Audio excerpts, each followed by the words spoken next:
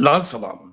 लाल सलाम को देखने, सुनने, समझने वाले इस जन आंदोलन में शामिल सभी साथियों को लाल सलाम। जैसा कि आप जानते हैं, पिछले कई लंबे समय से हम हमारे समय के संकटों, चिंताओं और मुख्य मुद्दों को लेकर बात करते आए हैं और खासतौर पर फासीवाद के गहराते संकट को लेकर हमने कई कोणों से बात की है। आज भी एक महत्वपूर्ण मुद्दे पे हम बात करने जा रहे हैं। पिछले दिनों नोबेल शांति पुरस्कार की घोषणा की गई और इस बार वेनेजुएला की मारिया जी को मिला है।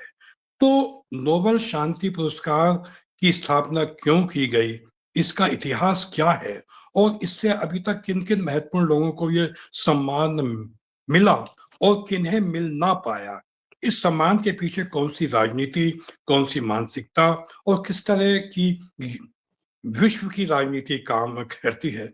इन सारे मुद्दों पे बात करने के लिए फिर एक बार हमारे साथ प्रगतिशील लेखक संघ के राष्ट्रीय सचिव और विश्व शांति, सामाजिक न्याय, धर्मनिरपेक्ष मूल्यों के लिए कई मोर्चों पर एक योद्धा की तरह काम करने वाले साथी, लेखक, चिंतक, मार्क्सवादी चिंतक, संस्कृति कर्मी, कॉमरेड विनीत तिवारी जी हमारे साथ हैं।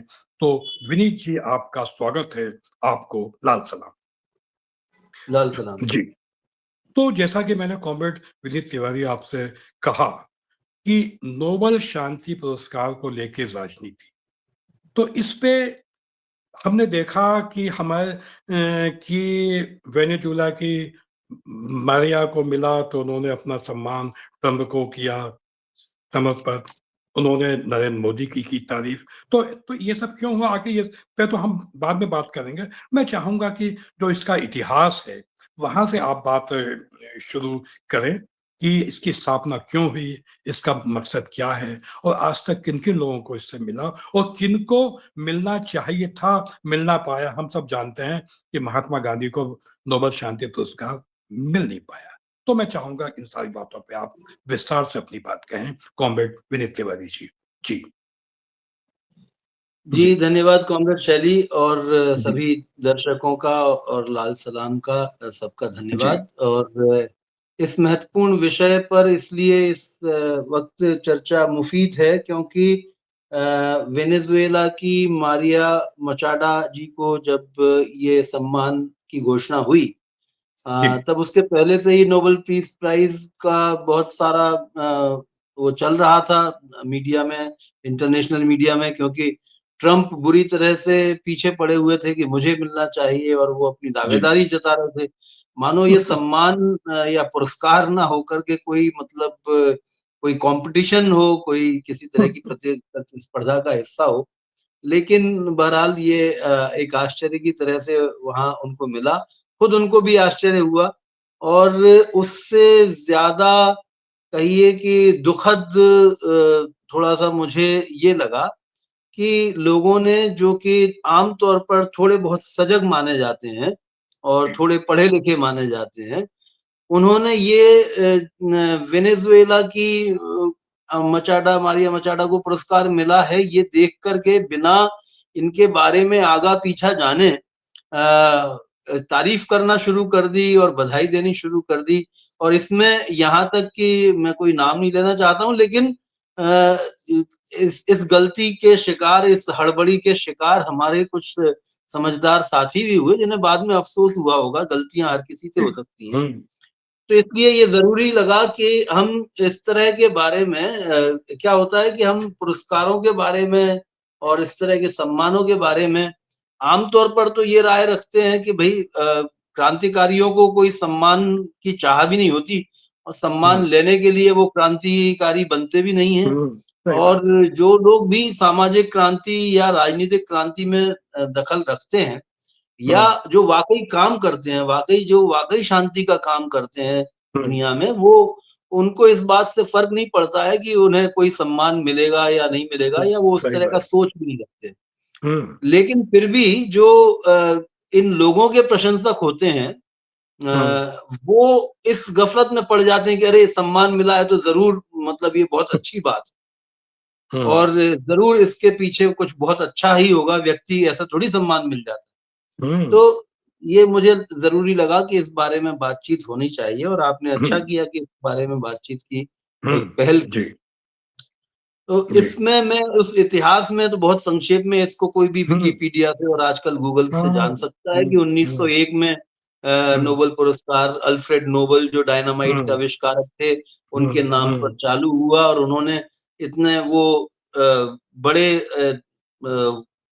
संपत्तिमान थे कि उनके हुँ, बाद उन्होंने सोचा कि भई एक शांति के लिए नए अ, नए काम करने वालों के लिए जो मनुष्यता हुँ, के काम आने वाली खोजें हैं, हुँ, उनके हुँ, लिए और देशों को, मनुष्यों को आपस में एक-दूसरे के पास लाने के लिए, उनके हुँ, कॉन्फ्लिक्ट्स को, उनके आपसी तनावों को, उनके द्वंद्वों को दूर करने के हुँ, लिए, देशों के तनावों को दूर करने के लिए, युद्ध रोकने के लिए, अगर इस तरह के कोई प्रयास करता है, तो उन्हें इस हुँ, राशि से हम लोग सम्मानित करें, पुरस्कृत करें, ये हुँ, उनका ख़्याल था और ये नोबेल पीस कमेटी जो बनी, उस कमेटी का भी इस तरह से आगे के मामलों में हुँ, आगे के वक़्त हुँ, में ये रहा।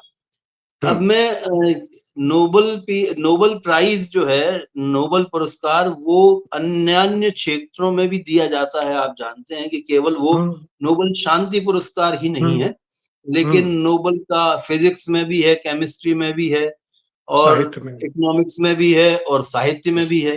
हुँ, तो हुँ, मैं केवल एक मोटे तौर पर सभी पुरस्कारों के बारे में एक बात सामान्य रूप से कहते हुए, हुँ, फिर मैं नोबेल पीस प्राइज़ की राजनीति पर हुँ, अपनी बात को केंद्रित करना चाहूँगा। हुँ, और उसके ही उदाहरणों से बात करूँगा क्योंकि साहित्य के नोबेल पर हम अलग से बात कर सकते हैं या हुँ, जो विज्ञान के नोबेल दिए गए हैं, उनकी भी राजनीति है, उन पर भी बात की जा सकती है और की हुँ, जानी चाहिए, जो कि हुँ, अलग लोग कभी करेंगे या हम लोग ही कभी हुँ, अलग वक़्त पर करें।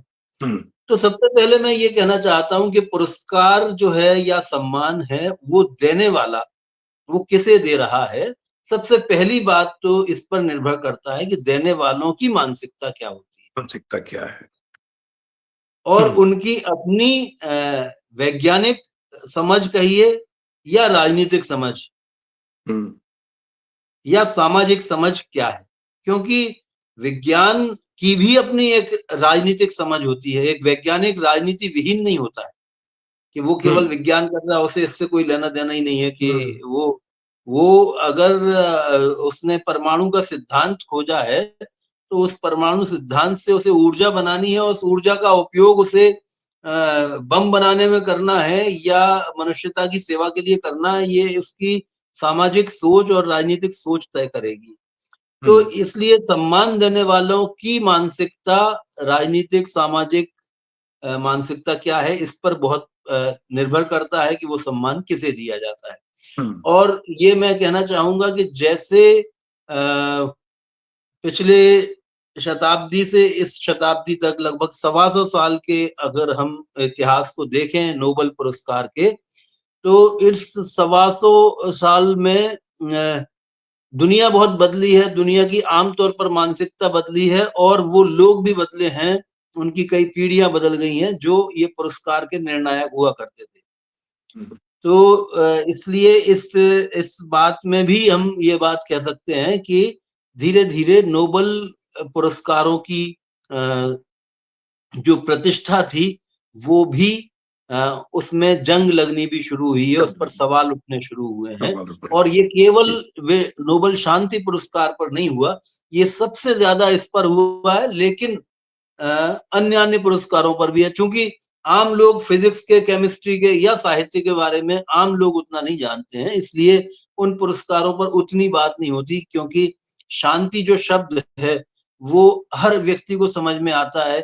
बिना पढ़े-लिखे लोगों को भी समझ में आता है कि शांति कोई शब्द है और उसके क्या मायने हैं, तो ज़रूर इस व्यक्ति ने शांति से संबंधित कोई काम किया होगा, तभी उसे नोबेल शांति पुरस्कार मिला है। लेकिन हुँ, फिज़िक्स में क्यों मिला है या केमिस्ट्री में क्यों मिला है या उससे क्या भला हुआ है मानवता का, ये जानना समझना ये वैज्ञानिक समुदाय के बीच की ही बात रह जाती है। आम तौर पर हुँ, इसके बारे में बहुत ज़्यादा नहीं पता चल पाता। हुँ, और दूसरी अर्थशास्त्र की बात जहाँ तक है, उसमें तो बहुत ही ज़्यादा इसमें इसमें घपले आप देख सकते हैं हुँ, कि जिन अर्थशास्त्रियों को अर्थशास्त्र के सिद्धांतों के लिए नोबेल पुरस्कार दिए गए, उनमें से कुछ जो है वो दिवालिये हो गए खुद ही। ऐसे अर्थशास्त्री जो जिनको नोबेल पुरस्कार प्राप्त हुए, वो खुद ही दिवालिये हो गए। वो आगे के भविष्य के उन्होंने घोषणा कर रखी थी कि दुनिया की किस किस तरह के अर्थतंत्र में जाएगी, बदलेगी और वो खुद ही अपना भविष्य नहीं देख पाए। हुँ, तो ये भी अपने आप में एक तो ख़ैर ये तो एक बात है कि हुँ, आप पुरस्कारों पर आम तौर पर मैं अपने पाठकों को इससे ये कहना हुँ, चाहता हूँ कि पुरस्कार और सम्मान जो है वो रेखांकित करने का काम करते हैं। कुछ नामों को जिनको कि अन्यथा नहीं जाना जा सकता था, उन नामों को परिचित करवाते हैं। लेकिन इसका अर्थ ये नहीं है कि जिसे पुरस्कार मिला है वह श्रेष्ठ ही है ये सबसे बड़ी और बात। इसका अर्थ ये भी नहीं है कि जिसे पुरस्कार मिला है वह निश्चित रूप से गलत व्यक्ति ही है। हुँ, ये उस वक़्त में तो इसके लिए हमें फिर आगे भी खोजबीन करनी चाहिए। केवल पुरस्कार के होने मात्र से, पुरस्कार का ठप्पा लग जाने मात्र से, उसे श्रेष्ठ या गलत व्यक्ति की श्रेणी में नहीं डालना चाहिए। ये मेरा पहला निवेदन है, पहली हुँ, समझ है मेरी इतने वर्षों में बनी। नहीं, नहीं, ठीक दूसरी बात बात कही है। ये है कि नोबेल पीस प्राइज़ ये हुँ, सबसे ज़्यादा अ, विवादों का शिकार होना शुरू हुआ 1990 के दशक से। आपको पता है कि 1990 के दशक में सोवियत संघ गिर गया था। उसके पहले भी इसके ऊपर इल्ज़ाम लगते रहे थे, लेकिन तब तक कम से कम इल्ज़ाम यानी सबसे बड़ा इल्ज़ाम तो जिसकी तरफ आपने इशारा किया वही था और वो लगता ही रहा है अभी तक कि महात्मा गांधी का इतनी बार नॉमिनेशन हुआ है, लेकिन उसके बावजूद इनको महात्मा गांधी को नोबेल पुरस्कार नहीं दिया। अब वो हम ये मान लेते हैं कि महात्मा गांधी अब पुरस्कारों से परे हैं और हुँ, महात्मा गांधी तो अब रहे नहीं, लेकिन उनका जो कद है, वो 100 नोबेल पीस प्राइज़ के वालों सही के कद से भी बड़ा कद सही होता बात, है और 1000 सही से भी बात। बड़ा कद होता है। इसलिए हुँ, उन्होंने इतिहास में अपनी भूमिका हुँ, निभा दी और हुँ, उनको कोई पीस प्राइज़ की ज़रूरत नहीं है। नहीं। भगत सिंह को कोई क्रांतिकारी सम्मान की ज़रूरत नहीं है।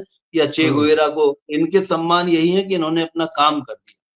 तो हुँ, वो इल्ज़ाम तो ख़ैर रहे ही लेकिन इस शांति पुरस्कार आमतौर पर उन लोगों को दिया जाता था जिन्होंने शांति की स्थापना के प्रयास किए हों। जैसे मान लीजिए मैं आपको एक उदाहरण देता हूँ कि थिएनआनमन स्क्वायर हुआ जो चीन में। थिएनआनमन चौक पर जो नरसंहार हुआ था हुँ, चीन में, उसका हुँ, विरोध जिन्होंने किया लियू ज़ियाबाओ उनको उनको भी नोबेल शांति पुरस्कार मिला था।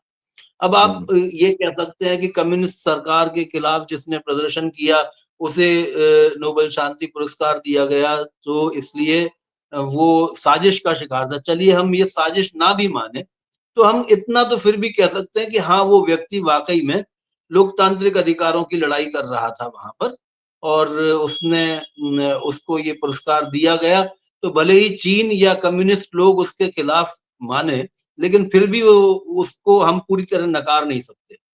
हुँ, लेकिन सही बात। अगर आपसे कोई ये कहे कि शिमोन पेरेज़ जो कि नरसंहार के फ़िलिस्तीन के नरसंहार के एक निर्माता माने जाते हैं और जिन्होंने इस तरह का छल-कपट किया और फ़िलिस्तीन के भीतर ऑक्यूपेशन कब्ज़े को बढ़ाया, फ़िलिस्तीनी नागरिकों के ऊपर दमन के बहुत सारे उनके वो हैं कारनामे कुख्यात हैं।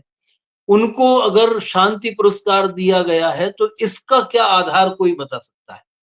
हुँ, ये अपने आप क्या में एक सवाल है। तो ये सही बात। उनको उनको उनको 1990 1994 में शिमोन पेरेज़ जो कि इज़राइल के उस वक़्त प्रधानमंत्री हुँ, थे या राष्ट्रपति थे, उनको ये पुरस्कार दिया गया।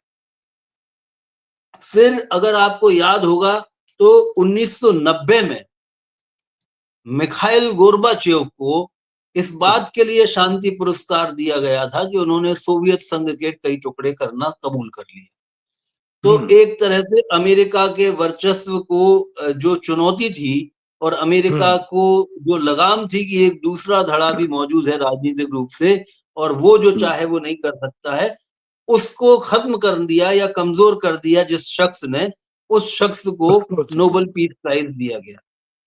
1991 में जिन्हें नोबेल पीस प्राइज दिया गया था, आंग सान सू की, जो बर्मा के भीतर, म्यांमार के भीतर लड़ रही थी, जब वे मुक्त हो गई और खुद नियम बनाने वालों में और नियमों के लागू करवाने वालों में शामिल हो गई, तब वहां रोहिंग्याओं के साथ में जिस तरह का बर्ताव हुआ है, उन उस पर उन्होंने खामोशी बरते रखी। तो वो शांति की जो प्रतिमूर्ति कही जाती थी, उनके ऊपर भी ये सवाल उठे। जुलूम से 2008 सामने में, आए। जी। जी, 2008 में बराक ओबामा को, जबकि उन्हें हुँ, बने हुए ही शायद कुछ महीने हुए थे, और हुँ, उनने ऐसा कोई कारनामा नहीं किया था जिसकी वजह हुँ, से उन्हें विश्व में शांति का किसी तरह का पक्षधर माना जाए। बल्कि बाद में उन्होंने जो कारनामे किए वो जरूर ऐसे थे कि जिसको हम कह सकते हैं कि ये तो युद्ध भड़काने या आगे बढ़ाने वाले लोगों में शामिल थे। उन्होंने सीरिया में, लीबिया में, उन्होंने ईरान के साथ में अनेक अन्य देशों पर मोर्चे खोल करके रखे हुए थे, और उन सब मोर्चों पर युद्ध भड़कते रहे, और उनको वो फंड फ्यूल करते रहे, वो उन्हें ईंधन देते रहे उस युद्ध की आग को। उन्हें 2008 में नोबेल पीस प्राइज दिया गया। 2019 में इथियोपिया के जो प्राइम मिनिस्टर थे, अबी अहमद, उनको दिया गया, जबकि उनके ऊपर भी बहुत सारे तरह के अशांति और कुचलने के इल्जाम थे।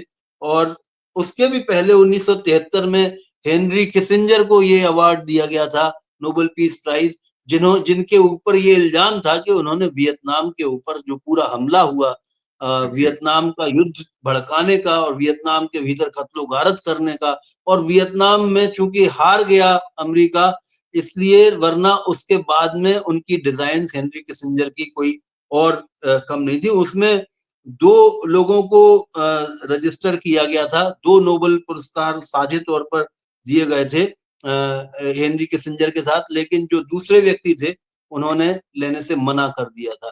उनका नाम मुझे फिलहाल याद नहीं, लेकिन मैं बता रहा हूँ कि कंट्रोवर्सीज का आलम ये रहा है कि जब हेनरी किसिंजर को ये अवार्ड दिया गया तो नोबेल पुरस्कार समिति के दो सदस्यों ने इस्तीफा दे दिया था। हुँ, 1973 की बात बता रहा हूँ। तो ये इसका एक जी, वो है। तो मैं आपको केवल ये बताने की कोशिश कर रहा हूँ कि जो सेकेंड वर्ल्ड वॉर के बाद जो स्थितियां बनी थी, उनके भीतर पीस का मतलब ये था कि चलिए, भले वो एंटी कम्युनिस्ट हो, लेकिन कम से कम डेमोक्रेसी की बात करने वाला तो हो, कम से कम नरसंहार का समर्थक तो ना हो।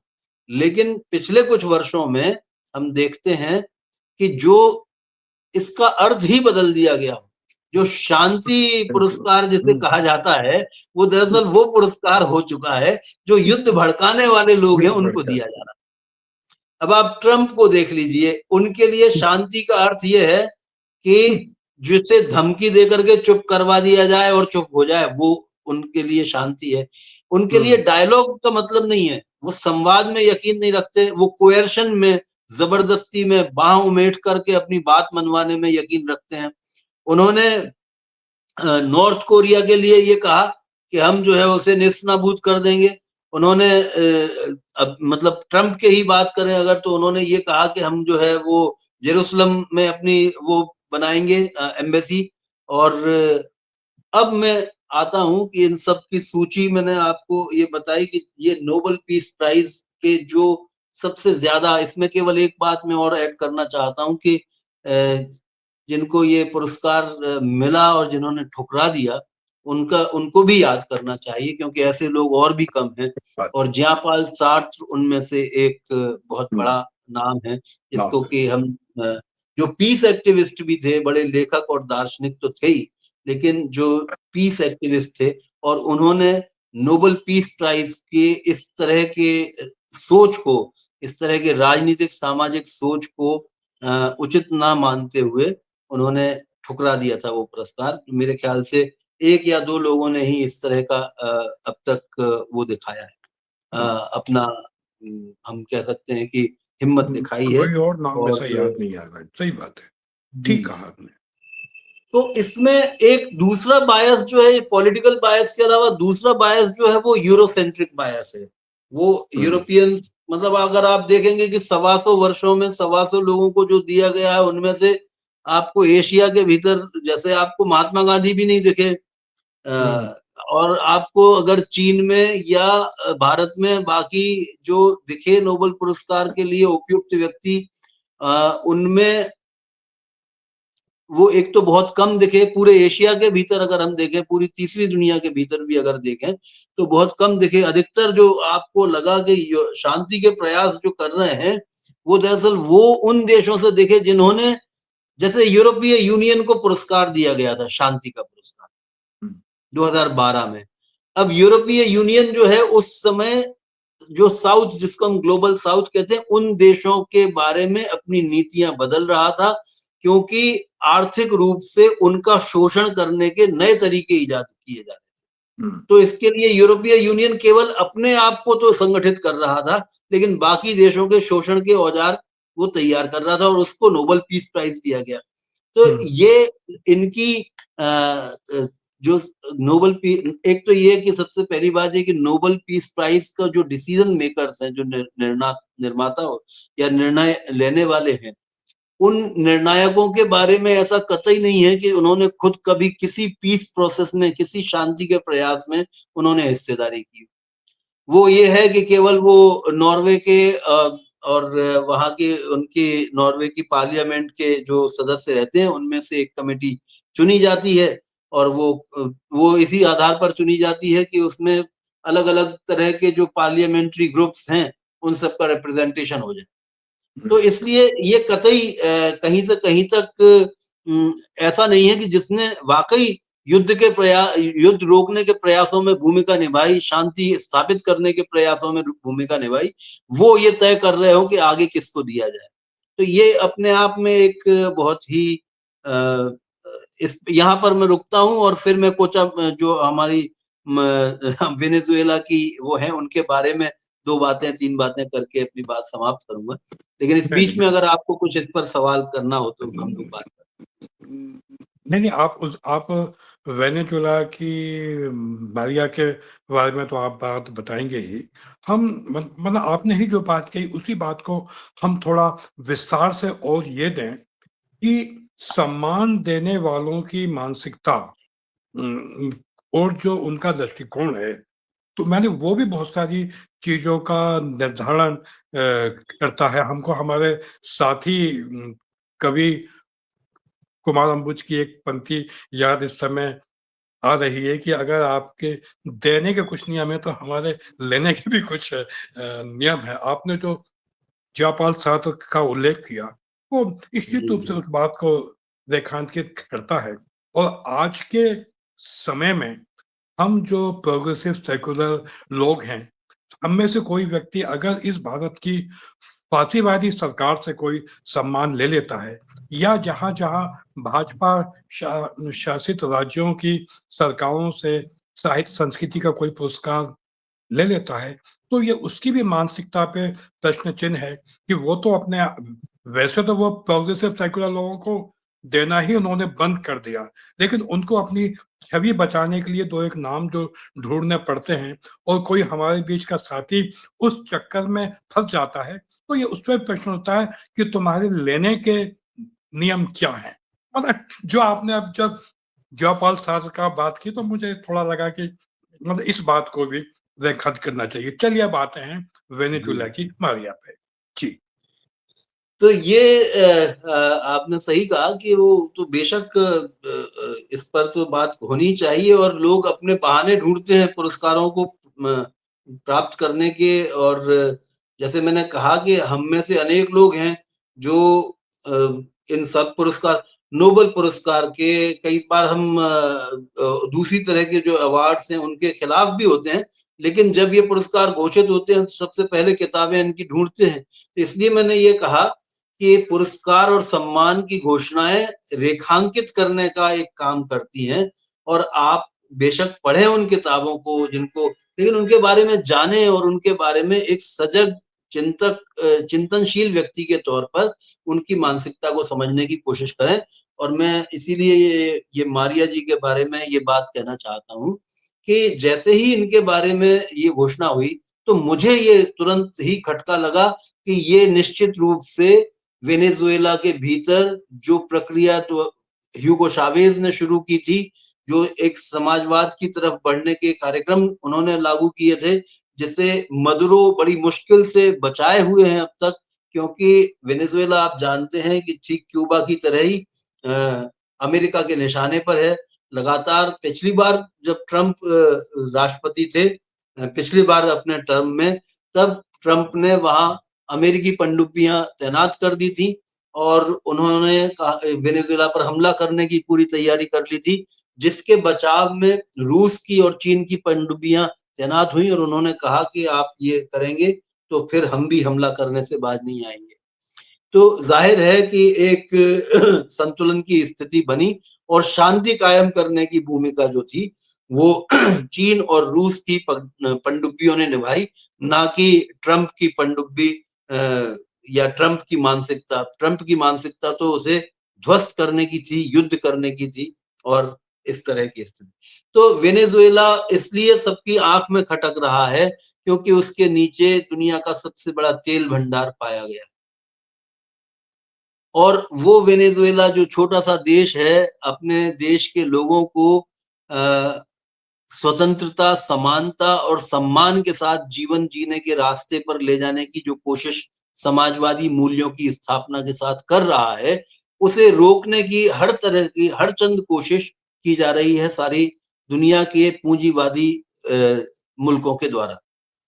वेनेजुएला में जब ह्यूगो चावेज़ जीवित थे, तब उन्होंने वहाँ एक समानांतर बैंकिंग सिस्टम की भी स्थापना करने की कोशिश की थी, जो वर्ल्ड बैंक की तुलना में एक पारदर्शिता वाला बैंक हो, जो शोषक ना हो, जो गरीब देशों का शोषण ना करे, इस तरह का बैंक हो जो जो कर्ज दे करके फिर आपकी सारी पॉलिसीज़ को, आपकी नीतियों को अपने ही लोगों के खिलाफ उलट तरह से इस्तेमाल करने के लिए मजबूर ना करे। ऐसा उन्होंने अल्बा नाम का बैंक बनाने की कोशिश की थी। उन्होंने क्यूबा के साथ में एसोसिएशन अपना बना करके और तमाम उधर के जो बोलीविया के साथ में और कोलंबिया के साथ में और तमाम जो लैटिन अमेरिकी देश हैं, उन सब देशों के साथ इकट्ठा होकर के अमेरिकी वर्चस्ववाद को चुनौती दी थी। और वैसे में अमेरिका ये चाहता रहा है कि वहाँ जो लोग रहते हैं, चाहे क्यूबा में या लैटिन अमेरिका के किसी भी इलाके में, उनमें से कुछ लोगों को खरीद लिया जाए और उन्हें इन शासकों के खिलाफ इस्तेमाल किया जाए। हुँ, मारिया जी खरीदी गई हैं या नहीं, या वो ईमानदारी से ये सोचती हैं कि अमेरिका परस्त होने में ही हमारा भविष्य बचा रहेगा, ये तो मैं नहीं कह सकता हूँ, इसका कोई सबूत मेरे पास नहीं है। लेकिन ये है कि वो लगातार चावेज़ की नीतियों का विरोध करती आई हैं, मदुरो की नीतियों के खिलाफ बोलती आई हैं। मदुरो को वो इलेक्शन रिगर कहती हैं, इलेक्शंस जो हुए वहाँ पर, उन इलेक्शंस के नतीजों को उलट-फेर कर दिया अवैध रूप से, ऐसा राष्ट्रपति निकोलस मदुरो पर उनका इल्ज़ाम है। और उनका कहना ये है कि वो तो जीत गई थी, उनका जो कैंडिडेट था वो जीत गया था, लेकिन उसके बाद में निकोलस मदुरो ने वहाँ के सब नतीजों को बदलाव कर दिया और भ्रष्टाचार है और लोगों के ऊपर तानाशाही है, इस तरह की उनकी सब बात है। तो ये तो उनके अंदरूनी मसले हैं। अब लेकिन हमको ये और जानना था कि ऐसी महिला जो कि चावेज़ के खिलाफ और मदुरो के खिलाफ है, इनको अंतर्राष्ट्रीय स्तर पर क्यों नोबेल पीस प्राइज़ दिया जा रहा है? और जबकि ये ट्रम्प जो है वो खुद भी पीस प्राइज़ लेना चाहते हैं, उनको नहीं दिया जा रहा। हुँ, तो ये अपने आप में और दिलचस्प बात ये पता चली और आजकल जो चीज़ें सोशल मीडिया पर एक बार डाल दी जाती हैं वो, तो इनके 2012-13 के ट्वीट्स निकाले उस वक़्त, जो अब एक्स कहलाता है, पुराने लोगों ने और पत्रकारों ने, जिसमें इन्होंने इज़राइल के बारे में अपना ये घोषणा की थी कि इज़राइल जो है वो बहुत सही काम कर रहा है। फ़िलिस्तीन के लोगों के ऊपर कत्लो-गारत जो है वो बिल्कुल दुरुस्त है और यही शांति बनाने के प्रयास हैं। तो ऐसी शांति की पैरोकार और ऐसी डेमोक्रेसी की पैरोकार जो इस तरह लाशों के ऊपर डेमोक्रेसी खड़ा करना चाहती हैं, इनको ये पीस प्राइज दिया गया है। तो हमारे साथियों में से कुछ लोगों ने सोचा कि वेनेजुएला के भीतर देखिए हमारी एक कोई ना कोई अच्छी व्यक्ति होगी जिसको वेनेजुएला के अंदर पीस प्राइज मिल गया और ट्रम्प को नहीं मिला, इसलिए धड़ाधड़ बधाइयां देनी शुरू कर दी।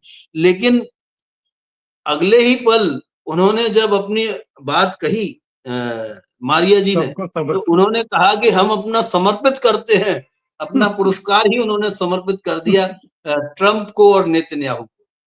और हम्म। 2-4 दिन खामोशी बरतने के बाद उन्होंने 19 अक्टूबर को नेतन्याहू के साथ में बातचीत हुई उनकी टेलीफोन पर। उस टेलीफोन की बातचीत का ब्यौरा उन्होंने प्रेस को दिया, जिसमें उन्होंने कहा कि आपने बहुत अच्छे जो प्रयास किए हैं, जिसमें 68,000 फलस्तीनी नागरिक मारे गए हैं, जिसमें 20,000 से ज्यादा बच्चे मारे गए हैं। ये सब मारने के प्रयास ये सब जो आपने कामयाबी के साथ में इनको मार दिया है, ये सब शांति के प्रयास हैं। और उन्हें बधाई दी कि आप शांति के रास्ते पर आगे चल रहे हैं। और उन्होंने ट्रम्प को बधाई दी और उन्होंने नेतन्याहू को भी ये कहा कि हम उम्मीद करते हैं कि हम एक ऐसी दुनिया बनाएंगे जो जो ट्रम्प के विजन की दुनिया होगी, उनका जो दृष्टिकोण है उस तरह की दुनिया होगी। और उन्होंने कहा कि अगर मैं सत्ता में आ जाती हूँ तो मैं तेल अवीव से हमारा जो एम्बेसी है उसको हम तेल अवीव से जेरूसलम ट्रांसफर कर लेंगे। तो ये सारी चीजें और मैं आपको बताऊं, कॉमरेड विनीत तिवारी जी, अखबारों मीडिया में आया कि उन्होंने, मारिया ने नरेंद्र मोदी को भी अपना आदर्श व हाँ प्रेरणास्पद बताया। जी जी, तो ये मतलब हम अपने देश के भीतर नरेंद्र मोदी जी के बारे में हम अपने उसमें जो भी बातचीत करते रहे, लेकिन हम्म। हमें ये जान करके मतलब हम ही हमारी आंखों में ही दृष्टि दोष है। हम ये सोचेंगे कि हम मतलब नरेंद्र मोदी, नेतन्याहू और ट्रम्प जैसे तब शांति वीरों को नहीं पहचान पा रहे। हाँ, और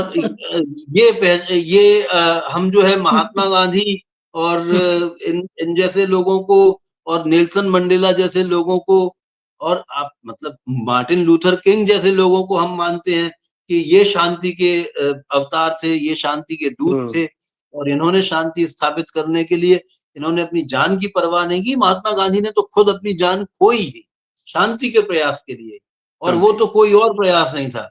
वो तो दोनों कम्युनिटीज के, दोनों समुदायों के बीच में शांति स्थापित हो, इसके लिए उन्होंने कई बार अपनी जान दांव पर लगाई। उपवास के जरिए भी लगाई, कई बार उन पर हमले हुए, उन सब के जरिए।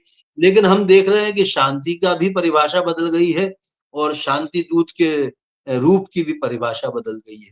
तो इसलिए बहुत अच्छे से इन पुरस्कारों की राजनीति को समझना जरूरी है।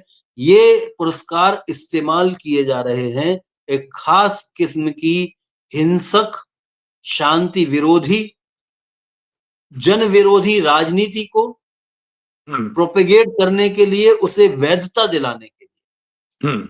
क्योंकि अगर वो शांति पुरस्कार जो कभी मार्टिन लूथर किंग को मिला था, तो वो शांति पुरस्कार अगर मारिया को भी मिलता है, तो इसलिए बहुत धीरे-धीरे लोगों के बीच में इस तरह की छवि बनाने में कामयाबी पाई जा सकती है, ऐसा इन लोगों के दिमाग की उपज है। हालाँकि ये बात मैं ज़ोर देकर के कहना चाहता हूँ कि चाहे सोशल मीडिया के ज़रिए कितना ही झूठ फैला दिया जाए, चाहे कितना ही कचरा झूठ का सच के ऊपर लाद दिया जाए, लेकिन सच का दम घुटेगा नहीं, वो कहीं न कहीं से रास्ता पा कर के निकलेगा।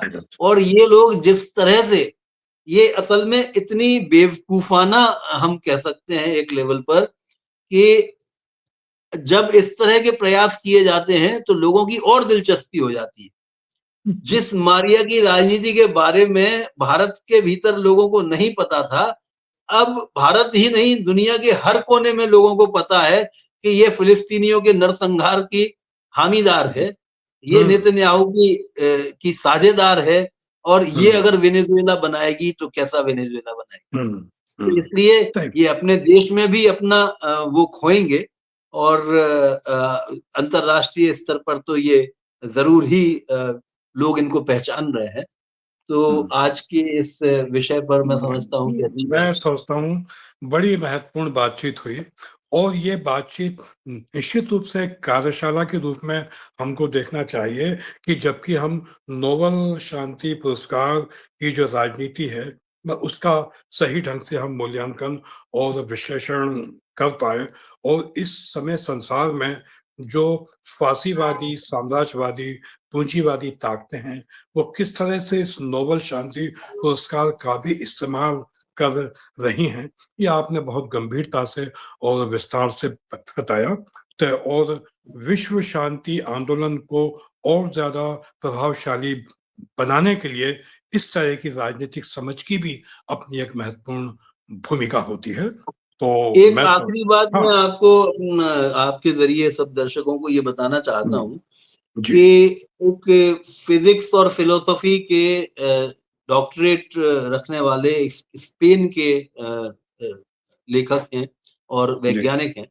उन्होंने एक लेख लिखा है जो मार्टिन लोपेज़ कोरिडोरा उनका नाम है।